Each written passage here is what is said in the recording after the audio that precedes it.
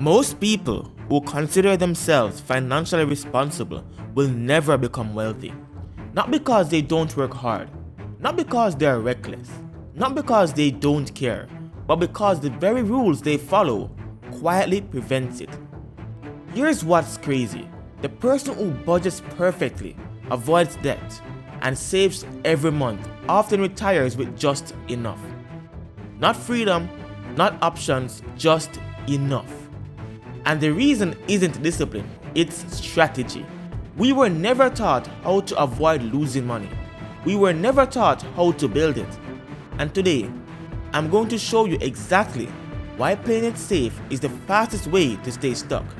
If you've ever felt like you're doing everything right, but somehow not moving forward, this is going to explain why. Here's the definition most people were handed growing up. Be responsible with money. What does that mean? Don't spend too much, save consistently, avoid debt, buy what you can afford, get a stable job, contribute to your retirement. Sounds solid, and honestly, none of that is wrong. But here's the part nobody explains. That's survival advice, not wealth advice. There's a difference. Imagine someone teaching you how to swim, but instead of teaching you how to move forward, they just teach you how not to drown. You'll stay afloat, but you'll never cross the ocean. That's what most financial advice is. It teaches you how to tread water, budgeting, cutting expenses, canceling subscriptions, clipping coupons, all defense. Defense protects what you already have. Wealth is built by expanding what you own. And those are two completely different mindsets. Now here's where it gets uncomfortable. A lot of financially responsible people pride themselves on being safe. They have emergency funds. They avoid risk. They choose stable careers. They prefer guarantees. But wealth doesn't grow in guarantees. It grows in ownership. And that's where the split happens. Let's talk numbers. According to the Federal Reserve Survey of Consumer Finances, the median net worth of the average American household is around $192,000. But when you remove home equity, it drops dramatically. The top 10% of households in the US own about 70% of the country's wealth, which means most people, even responsible ones, are not accumulating meaningful assets. They are accumulating stability. Stability feels good, but stability alone doesn't compound. Assets do. And most responsible people don't focus on assets. They focus on not messing up. That's a huge psychological difference. I've been there, working hard, saving money, feeling proud of being disciplined. But deep down, there was no acceleration, just maintenance. Like running on a treadmill, sweating, exhausted, but still in the same place. And if you're honest with yourself, you might feel that too. You're careful, you're thoughtful, you're not reckless, but your money isn't multiplying, it's just behaving. And behaving money doesn't build wealth, owned assets do. Let's compare two people, same age, same income, same discipline. They both earn $70,000 a year. They both save $500 a month. That's $6,000 a year. Person A is financially responsible in a traditional sense. They put $500 into a high-yielding savings account, earning 3%. Safe, predictable, no stress. After 30 years using compound interest, that grows to about $285,000. That sounds good. Now here's person B.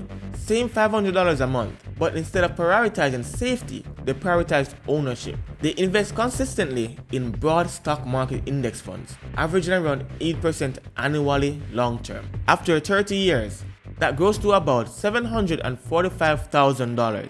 Same discipline, same income, same monthly sacrifice, but one mindset focused on protection, the other focused on growth. That's nearly $500,000 difference. And we haven't even talked about inflation yet. Inflation in the US has averaged about 3% historically over long periods, according to the data from the Bureau of Labor Statistics. That means if your savings earns 3%, you're barely breaking even in real purchasing power. Sometimes you're actually losing. So the safe strategy often just keeps you stationary. You're protecting the dollar, but the dollar itself is shrinking. That's the part most people don't calculate. They think, I'm saving, I am being responsible, but responsibility without growth equals stagnation. Here's the deeper shift. Wealth is not built by saving money. It's built by owning things that grow faster than inflation. Businesses, index funds, real estate, intellectual property, equity, ownership. Most financially responsible people are employees and savers. Wealthy people are owners and investors. That's not opinion, that's structure. According to the Federal Reserve data, the vast majority of stock market equity is owned by the top income percentiles. Ownership concentrates wealth, savings maintain comfort. Now I know what you might be thinking. I don't want to risk losing money. I work too hard for this. I just want stability. That makes sense. Your brain is wired for safety. Loss feels about twice as painful as gains feels good. That's behavioral finance 101. Avoiding calculated risk often guarantees long-term mediocrity, not failure, just never breaking through. And that's scarier. Here's the trap. The financially responsible person builds a stable life. But comfort has a hidden cost. Imagine you're in a boat that's perfectly stable, but it's tied to the dock. You're safe, but you're not going anywhere. That's what stability without ownership looks like. You're protected, but you're not advancing. Most responsible people optimize for keeping expenses predictable, avoiding mistakes, protecting their credit score, maintaining lifestyle consistency. But wealth builders optimize for increasing income, acquiring assets, leveraging time, owning scalable systems. One mindset protects the present, the other builds the future. Here's the number nobody calculates: opportunity cost. Not the money you lost, the wealth you never allowed to grow. Let's go back to our example. $500 a month.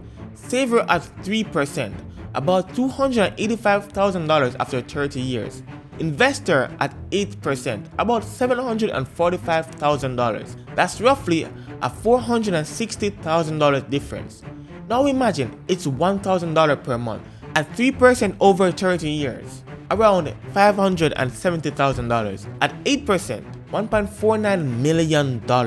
Same effort, same discipline, nearly $1 million gap. That gap is the cost of playing defense for 3 decades. It doesn't feel expensive in the moment, but compounding punishes hesitation. Time magnifies decisions, and small differences in strategy become massive differences in outcome. The reason most financially responsible people never build wealth isn't lack of discipline, it's lack of ownership.